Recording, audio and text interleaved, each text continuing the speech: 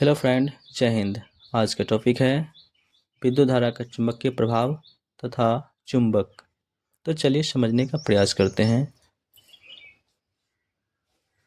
सबसे पहले है विद्युत धारा का चुंबकीय प्रभाव।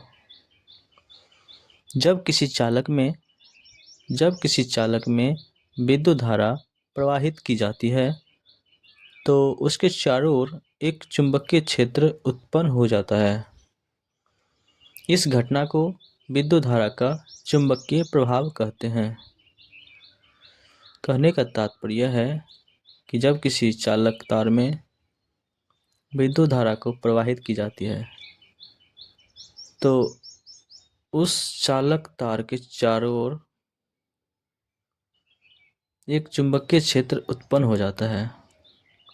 इसी प्रकार की घटना को विद्युत धारा का चुंबकीय प्रभाव कहते हैं।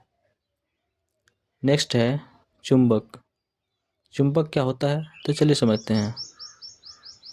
चुंबक वह पदार्थ है जो लोह युक्त चीज़ों को, लोहा से बनी युक्त वस्तु को अपनी तरफ आकर्षित करती है, उसे ही चुंबक कहते हैं। चुंबक के गुण क्या होते हैं? प्रत्येक चुंबक के दो ध्रुव होते हैं। पहला तो होता है उत्तरी ध्रुव और दूसरा होता है दक्षिणी ध्रुव। उत्तरी ध्रुव को इंग्लिश में नॉर्थ पोल कहते हैं और दक्षिणी ध्रुव को इंग्लिश में साउथ पोल कहते हैं। चुंबक का दूसरा गुण है समान ध्रुव एक दूसरे को प्रतिकर्षित करती है।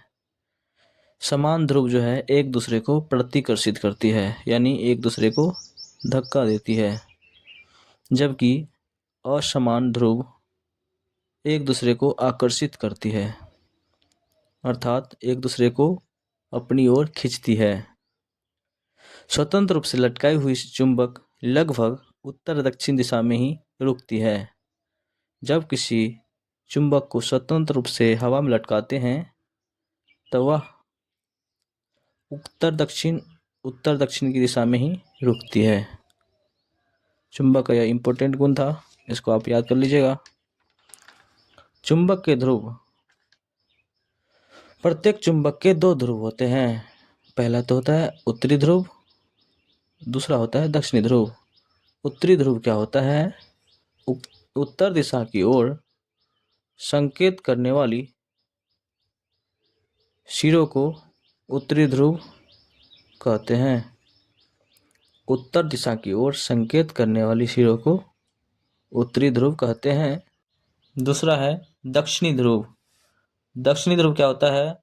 दूसरा सिरा जो दक्षिण दिशा की ओर संकेत करता है उसे दक्षिणी ध्रुव कहते हैं।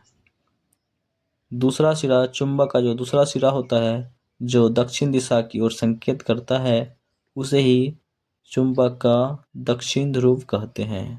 मैं आशा करता हूँ कि विद्युत धारा का चुंबक के प्रभाव तथा चुंबक के बारे में आप अच्छी तरह से समझ गए होंगे।